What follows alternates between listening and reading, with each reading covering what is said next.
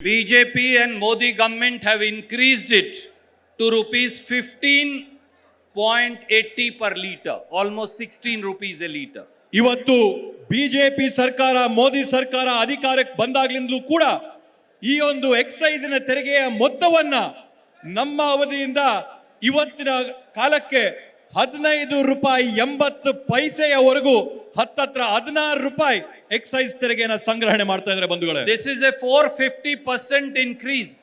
ಇದು ಶೇಕಡ 450% ಅಷ್ಟು ಪ್ರತಿಶತದಷ್ಟು ಏರಿಕೆ ಆಗಿರ್ತಕ್ಕಂಥದ್ದು ಬಂಧುಗಳೇ. Who pays for it? You pay for it.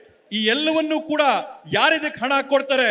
ತಾವು ಸಾರ್ವಜನಿಕರಿಗೆ ಹಣನ ಕಟ್ತಾ ಇರ್ತಕ್ಕಂಥದ್ದು. The farmer, the truck driver, the lorry driver, the auto driver pays for it. ಇವತ್ತು ಗ್ರಾಮದಲ್ಲಿರ್ತಕ್ಕಂಥ ರೈತರು, ಟ್ರಕ್ ಚಾಲಕರು, ಬಸ್ ಚಾಲಕರು, ಟ್ರಾಕ್ಟರ್ ಓಡಿಸಂತವರು, ಆಟೋ ರಿಕ್ಷಾ ಓಡಿಸಂತವರು ತಾವು ಈ ಬೆಲೆನ ಕಟ್ತಾ ಇರ್ತಕ್ಕಂಥದ್ದು. In the year 2014, the excise duty on petrol was only 9 rupees 20 paisa a litre. ಬಂಧುಗಳೇ, 2014ನೇ ಇಸ್ವಿಯಲ್ಲಿ ಪೆಟ್ರೋಲ್ ಮೇಲೆ ಎಕ್ಸೈಸ್ ದರ ಇದ್ದಿದ್ದು, ತೆರಿಗೆ ಇದ್ದಿದ್ದು 9 ರೂಪಾಯಿ 20 ಪೈಸಾ ಮಾತ್ರ. BJP and Modi government has raised it to 19 rupees 90 paisa a litre, or almost 20 rupees a litre. BJP ಸರ್ಕಾರ, ಮೋದಿ ಸರ್ಕಾರ ಬಂದಾಗಿಂದ ಈ ಒಂದು ತೆರಿಗೆನ ಇವತ್ತು 19 ರೂಪಾಯಿ 90 ಪೈಸೆಗೆ ಹತ್ತತ್ರ 20 ರೂಪಾಯಿವರೆಗೂ ಕೂಡ ಈ ಒಂದು ತೆರಿಗೆ ಬೆಲೆನ ಏರಿಸಿದೆ ಬಂಧುಗಳೇ. So every time you drive your scooter, every time you drive your car, every time you sit in a vehicle, every time you sit in a cab, every time you drive your motorcycle, you pay 20 rupees a litre to Prime Minister Modi and the BJP. ಬಂಧುಗಳೇ, ಇವತ್ತು ತಾವು ಗಮನದಲ್ಲಿ ಇಟ್ಕೋಬೇಕಾದಂಥದ್ದು, ತಾವು ದಿನನಿತ್ಯ two wheeler ದ್ವಿಚಕ್ರ ವಾಹನ ಓಡಿಸಿದಂತ ಸಂದರ್ಭದಲ್ಲಿ, ತಮ್ಮ ಖಾಸಗಿ ವಾಹನಗಳಲ್ಲಿ ಓಡಾಡಿದಾಗ, ಓಲಾ ಊಬರ್ ಟ್ಯಾಕ್ಸಿ ತಗೊಂಡಾಗ, ಬೇರೆ ಬೇರೆ ಕಡೆ ಸಂಚಾರ ಮಾಡಿದಾಗ ಪ್ರತಿ ಲೀಟರ್ ಮೇಲೆ 20 ರೂಪಾಯಿ ಕಂದಾಯ ಟ್ಯಾಕ್ಸ್ ನ ತೆರಿಗೆನ ತಾವು ಮೋದಿ ಅವರಿಗೆ ಕಳಿಸ್ಕೊಡ್ತಾ ಇದ್ದೀರಾ ಅಂತೇಳಿ ತಾವು ಗಮನದಲ್ಲಿ ಇಟ್ಕೋಬೇಕಾಗ್ತದೆ. This is double jeopardy. For the crude oil prices in 2014 were $108 per barrel. They have come down to $62 per barrel. ಇದು ಎರಡು ರೀತಿಯಲ್ಲಿ ಅನ್ಯಾಯ ಆಗ್ತಾ ಇದೆ ಬಂಧುಗಳೇ. ಒಂದು ನಾವು ಗಮನದಲ್ಲಿ ಇಟ್ಕೋಬೇಕಾದಂಥದ್ದು, ನಮ್ಮ ಸರ್ಕಾರದ ಅವಧಿಯಲ್ಲಿ ಒಂದು ಕಚ್ಚಾ ತೈಲದ ಬ್ಯಾರಲಿನ ಬೆಲೆ $108 ಇತ್ತು. ಇವತ್ತು ಒಂದು ಕಚ್ಚಾ ತೈಲ ಬ್ಯಾರಲ್ ಬೆಲೆ $66 ಆಗಿದೆ. Modi government has now increased 2 rupees per litre of excise duty on petrol and diesel. ಬಂಧುಗಳೇ, ಇವತ್ತು ಕೇಂದ್ರದಲ್ಲಿರ್ತಕ್ಕಂಥ ಬಿಜೆಪಿ ಮೋದಿ ಅವರ ಸರ್ಕಾರ ಡೀಸೆಲ್ ಮೇಲೆ, ಪೆಟ್ರೋಲ್ ಮೇಲೆ 2 ರೂಪಾಯಿ ಎಕ್ಸೈಸ್ ತೆರಿಗೆನ ಜಾಸ್ತಿ ಮಾಡಿರ್ತಕ್ಕಂಥದ್ದು. In Karnataka, we buy 692 crore litre of petrol every year.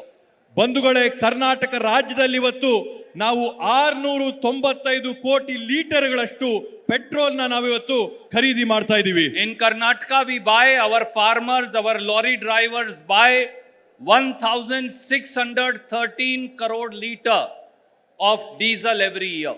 ಬಂಧುಗಳೇ, ಇವತ್ತು ನಮ್ಮ ರಾಜ್ಯದಲ್ಲಿರ್ತಕ್ಕಂಥ ರೈತರು, ಕಾರ್ಮಿಕರು, ದುಡಿಯೋ ವರ್ಗದವರು ಪ್ರತಿ ವರ್ಷ 1613 ಕೋಟಿ ಲೀಟರ್ ಡೀಸೆಲ್ ನ ಪ್ರತಿ ವರ್ಷ ಖರೀದಿ ಮಾಡ್ತಾ ಇದ್ದಾರೆ. So the extra money that BJP is taking out of your pocket every year now is 4504 crore only from 2 rupees excise duty on petrol and diesel. ಬಂಧುಗಳೇ, ಇವತ್ತು ಪೆಟ್ರೋಲ್ ಡೀಸೆಲ್ ನ ಲೆಕ್ಕ ನಾವು ತಗೊಂಡ್ರೆ, ಅವ್ರು ಸಂಗ್ರಹಣೆ ಮಾಡ್ತಿರ್ತಕ್ಕಂಥ 2 ರೂಪಾಯಿನ ನಾವು ಲೆಕ್ಕ ತಗೊಂಡ್ರೆ, ಕರ್ನಾಟಕ ರಾಜ್ಯದಲ್ಲಿ ಪ್ರತಿ ವರ್ಷ ನಿಮ್ ಜೋಬುಗಳಿಂದ, ಬಡವರ ಜೋಬುಗಳಿಂದ 4,453,000 ಕೋಟಿ ರೂಪಾಯಿಗಳನ್ನ ಇವತ್ತು ಅವರು ತೆಗೆದು ನಿಮ್ ಜೋಬುಗಳಿಂದ ಕೇಂದ್ರಕ್ಕೆ ತಗೊಂಡು ಹೋಗ್ತಾ ಇದ್ದಾರೆ ಬಂಧುಗಳೇ. So BJP is charging 4,504 crore on petrol diesel, 515 crore on gas. That means a total of 5,019 crore burden has been put on people of Karnataka last 1 week alone by BJP. ಬಂಧುಗಳೇ, ಇವತ್ತು ಕೇಂದ್ರದಲ್ಲಿರ್ತಕ್ಕಂಥ ಬಿಜೆಪಿ ಸರ್ಕಾರ petrol ಡೀಸೆಲಿನ ಬೆಲೆ ಏರಿಕೆಯಿಂದ ಕರ್ನಾಟಕ ರಾಜ್ಯದ ಸಾರ್ವಜನಿಕರ ಮೇಲೆ 4,500 ಕೋಟಿ ರೂಪಾಯಿಗಳ ಹೊರೆನ ಹಾಕಿ, ಅದರ ಜೊತೆಗೆ ಅನಿಲದ ಬೆಲೆ ಏರಿಕೆಯಿಂದ 500 ಕೋಟಿ ರೂಪಾಯಿಗಳ ಹೊರೆನ ಕರ್ನಾಟಕ ರಾಜ್ಯದ ಜನ ಮೇಲೆ ಹಾಕಿ ಕಳೆದ ಒಂದು ವಾರದಲ್ಲಿ ಒಟ್ಟಾರೆ 5,015 ಕೋಟಿ ರೂಪಾಯಿಗಳ ಹೊರೆನ ಇವತ್ತು ಕರ್ನಾಟಕ ರಾಜ್ಯದ ಸಾರ್ವಜನಿಕರ ಮೇಲೆ ಹೊರಿಸಿರ್ತಕ್ಕಂಥದ್ದನ್ನ ನಾವು ನೋಡಿದೀವಿ ಬಂಧುಗಳೇ.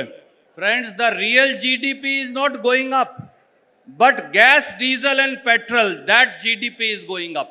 ಇವತ್ತು ಈ ದೇಶದಲ್ಲಿ ಜನರ ಆದಾಯ ಗಳಿಕೆ GDP ಇವತ್ತು ಜಾಸ್ತಿ ಆಗ್ತಾ ಇಲ್ಲ, ಆದ್ರೆ ಬೆಲೆ ಏರಿಕೆ ಮುಖಾಂತರವಾಗಿ ಹಣದೊಬ್ಬರದ ಮುಖಾಂತರವಾಗಿ ಜನಕ್ಕೆ ಕಾಸು ಸೇರ್ತಾ ಇರ್ತಕ್ಕಂಥದ್ದು ಕಡಿಮೆ ಆಗ್ತಾ ಇದೆ ಬಂಧುಗಳೇ. So the whole nation pays 50,000 crore extra, out of which Karnataka pays 5,000 crore extra. ಬಂಧುಗಳೇ, ಇವತ್ತು ಈ ಎಲ್ಲ ಬೆಲೆ ಏರಿಕೆಗಳಿಂದ ದೇಶಾದ್ಯಂತ ಸಾರ್ವಜನಿಕರು 50,000 ಕೋಟಿ ರೂಪಾಯಿಗಳಷ್ಟು ಹೆಚ್ಚಿಗೆ ಹಣನ ಇವತ್ತು ಸರ್ಕಾರ ಕಟ್ತಾ ಇದ್ದಾರೆ. ಆ 50,000 ಕೋಟಿಯಲ್ಲಿ ಕರ್ನಾಟಕ ರಾಜ್ಯದ ಪಾಲು ಇವತ್ತು 5,000 ಕೋಟಿ ರೂಪಾಯಿ ಬಂಧುಗಳೇ. What right do the BJP and Janata Dal MPs have to continue as MPs and union ministers even for a day when people of Karnataka are being fleeced of 5,000 crore rupees? ಇವತ್ತು ಬಿಜೆಪಿಯ JDSನ ಎಂಪಿಗಳು ಸಂಸದರು ಇವತ್ತು ಯಾವ ನೈತಿಕತೆಯಿಂದ ಮಂತ್ರಿಗಳಾಗಿ ಈ ಒಂದು ಸರ್ಕಾರದಲ್ಲಿ ಮುಂದುವರಿತಾ ಇದ್ದಾರೆ? ಕರ್ನಾಟಕ ರಾಜ್ಯದ ಸಾರ್ವಜನಿಕರ ಜೇಬುಗಳಿಂದ 5,000 ಕೋಟಿ ಲೂಟ್ ಆದಂತ ಸಂದರ್ಭದಲ್ಲಿ ನೀವು ಯಾವ ನೈತಿಕತೆಯಿಂದ ತಾವು ಮಂತ್ರಿಗಳಾಗಿ ಮುಂದುವರಿತಾ ಇದ್ದೀರಿ ಅಂತೇಳಿ ನಾವು ಪ್ರಶ್ನಿಸ್ತೇವೆ. Why are BJP MLAs and Janata Dal MLAs silent?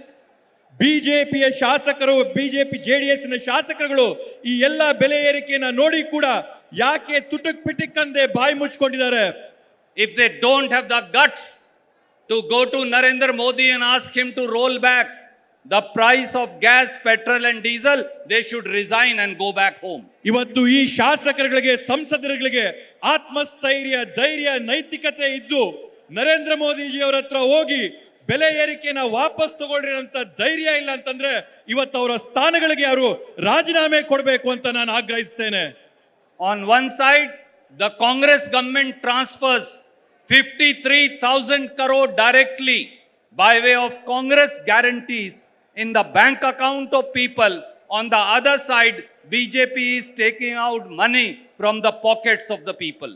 ಇವತ್ತು ಒಂದು ಕಡೆ ನಮ್ಮ ಕರ್ನಾಟಕ ರಾಜ್ಯದಲ್ಲಿರ್ತಕ್ಕಂಥ ಕಾಂಗ್ರೆಸ್ ಸರ್ಕಾರ ಬಡವರ ಜೋಬುಗಳಿಗೆ, ಸಾರ್ವಜನಿಕರಿಗೆ, ಕನ್ನಡಿಗರ ಜೋಬುಗಳಿಗೆ 53,000 ಕೋಟಿ ರೂಪಾಯಿಗಳನ್ನ ನೇರವಾಗಿ ಪಾವತಿ ಮಾಡಂತ ಕೆಲಸ ಮಾಡಿದ್ರೆ, ಕೇಂದ್ರದಲ್ಲಿರ್ತಕ್ಕಂಥ ಬಿಜೆಪಿ ಸರ್ಕಾರ ನಾವು ಕೊಟ್ಟಂತ 50,000 ಕೋಟಿ ರೂಪಾಯಿಗಳಲ್ಲಿ 5,000 ಕೋಟಿನ ನಿಮ್ ಜೋಬುಗಳಿಂದ ಕದಿಯಂತ ಕೆಲಸನ ಮಾಡ್ತಾ ಇದ್ದಾರೆ ಬಂಧುಗಳೇ.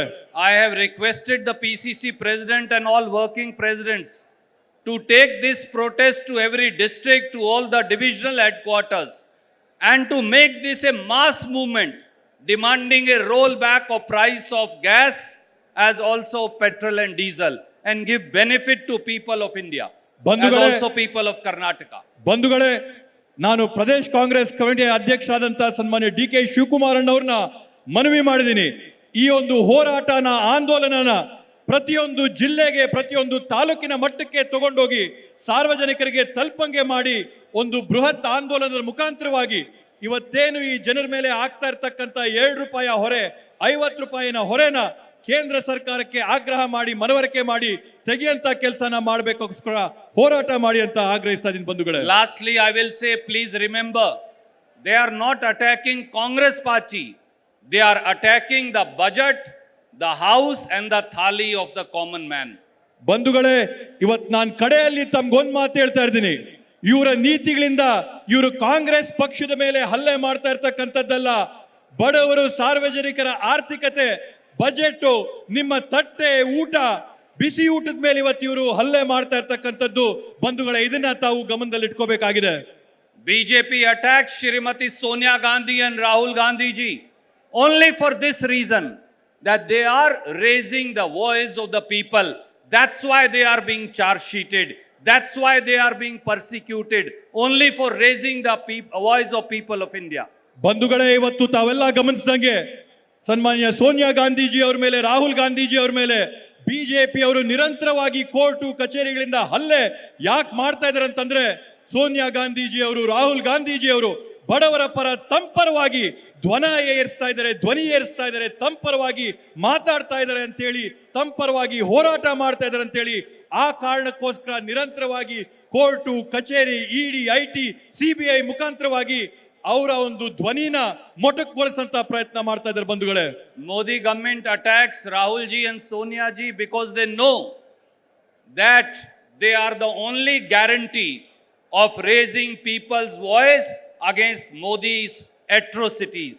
ಬಂಧುಗಳೇ, ಇವತ್ತವರು ಸೋನಿಯಾ ಗಾಂಧೀಜಿ ಅವರ ವಿರುದ್ಧವಾಗಿ, ರಾಹುಲ್ ಗಾಂಧೀಜಿ ಅವರ ವಿರುದ್ಧವಾಗಿ ಈ ಎಲ್ಲಾ ಕ್ರಮಗಳು ಯಾಕೆ ತಗೊಳ್ತಾ ಇದ್ದಾರೆ ಅಂದ್ರೆ, ಯಾಕಂದ್ರೆ ಒಂದಂತೂ ಖಚಿತವಾಗಿದೆ, ಒಂದಂತೂ ಗ್ಯಾರಂಟಿ ಆಗಿದೆ, ಬಡವರ ಪರವಾಗಿ, ಶೋಷಿತರ ಪರವಾಗಿ ಯಾರಾದ್ರೂ ಧ್ವನಿ ಏರಿಸಿದ್ರೆ ಅದು ರಾಹುಲ್ ಗಾಂಧೀಜಿ, ಸೋನಿಯಾ ಗಾಂಧೀಜಿ ಮಾತ್ರ ಅಂತಿ.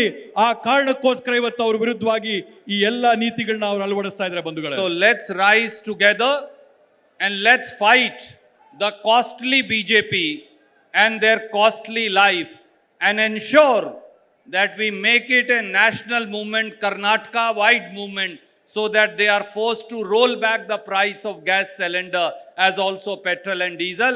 Thank you.